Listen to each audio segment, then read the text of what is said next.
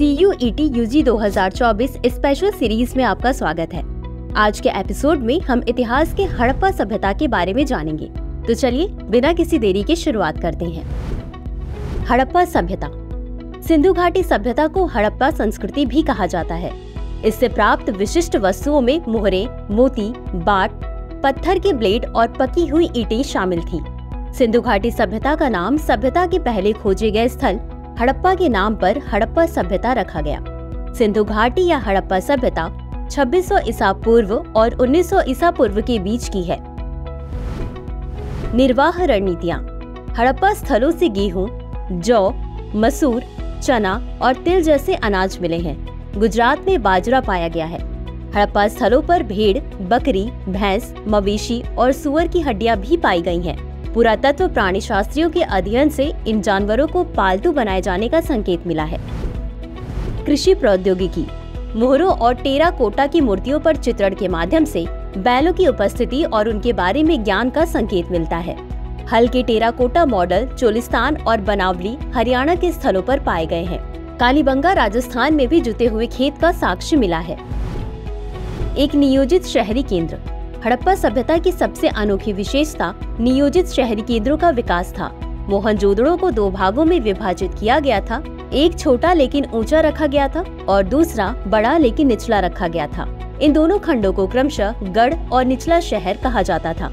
मानकीकृत अनुपात की धूप में सुखाई गई ईंटें भी योजना बनाने का संकेत देती हैं। ऐसी ईंटों का उपयोग हड़प्पा सभ्यता में किया जाता था। जल निकासी व्यवस्था। जल निकासी व्यवस्था हड़प्पा शहरों की सबसे विशिष्ट विशेषताओं में से एक थी। सड़कों और गलियों को एक अनुमानित ग्रिड पैटर्न के अनुसार बनाया गया था और सड़कें समकोण पर एक दूसरे को काटती थी। घरेलू जल के उचित निपटान के लिए प्रत्येक घर में सड़क के किनारे कम से कम एक दीवार होती थी। घरेलू वास्तुकला। निचले शहर में आवासीय भवन पाए जाते थे। हड़प्पा वासी अपनी गोपनीयता के प्रति सचेत थे और इस प्रकार जमीनी स्तर पर दीवारों पर कोई खिड़कियां नहीं बनाई गई। महान स्नानागार। यह प्रांगण में स्थित एक बड़ा आयताकार टैंक था जो चारों तरफ से गलियारे से घिरा हुआ था। इसके उत्तर और दक्षिण में टैंक की ओर जाने के लिए सीढ़ियां थी, जिन्हें किनारे पर ईंटें लगाकर और जिप्सम के मोर्टार का उपयोग करके जलरोधक बनाया गया था। विद्वानों का मानना है कि महान स्नानागार किसी प्रकार के विशेष अनुष्ठान स्थान के लिए था।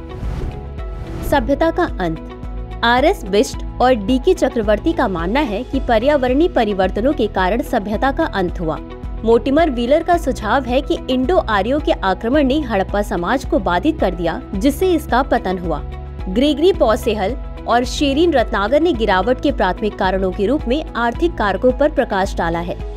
बीबी लाल और जॉर्ज डेल्स का सुझाव है कि बाढ़, भूकंप जैसे प्राकृतिक आपदाओं ने हड़प्पा की बस्तियों को तबाह कर दिया होगा। राजनीतिक और आर्थिक इतिहास। शिलालेख कैसे कहानी कहते हैं। प्रारंभिक राज्यों और साम्राज्यों का उद्भव 6ठी शताब्दी ईसा पूर्व। इस अवधि के दौरान प्रारंभिक राज्यों और साम्राज्यों का उदय होना शुरू हुआ।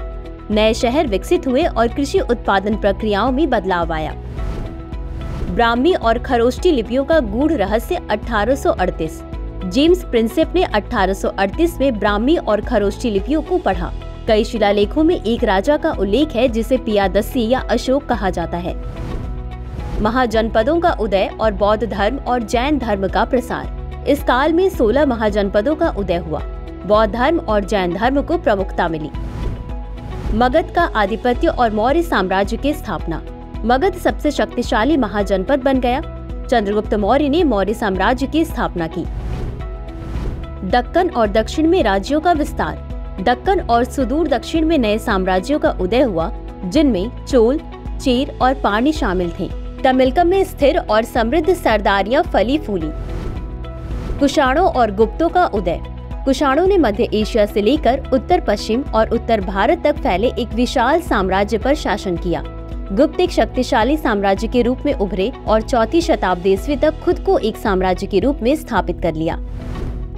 अशोक के शिलालेख और प्रशासनिक संरचनाएं। अशोक ने धम्म का उद्घोष करते हुए अपनी प्रजा के लिए पत्थर की सतहों पर संदेश अंकित कराए। अर्थशास्त्र विस्तृत प्रशासनिक एवं सैन्य संगठन प्रदान करता है। ऐतिहासिक वृत्तांत और शिलालेख। यूनानी स्रोतों में मौर्य शासकों की सैन्य शक्ति का उल्लेख मिलता है। प्रयाग प्रशस्ति और सुदर्शन झील जैसे शिलालेख ऐतिहासिक उपलब्धियों को दर्ज करते हैं। कानूनी ग्रंथ और साहित्यिक कार्य। मनुस्मृति और हर्षचरित प्रारंभिक भारत के प्रसिद्ध ग्रंथ हैं। मनुस्मृति संस्कृत में लिखा गया ग्रंथ है, जबकि हर्षचरित हर्षवर्धन की जीवनी है। अग्रहारा प्रणाली और समुद्री व्यापार। अग्रहार का तात्पर्य ब्राह्मणों को दी गई भूमि से है, जिसे भू राजस्व से छूट दी गई थी। समुद्री व्यापार का प्रमाण पेरिप्लस जैसे ग्रंथों और मुद्रा शास्त्रीय अध्ययनों से मिलता है। अभिलेखों का अध्ययन एपिग्राफी कहलाता है। तो आज के लिए बस इतना ही। मिलते हैं अगले एपिसोड में किसी अन्य टॉपिक के साथ। तब तक के लिए शुक्रिया।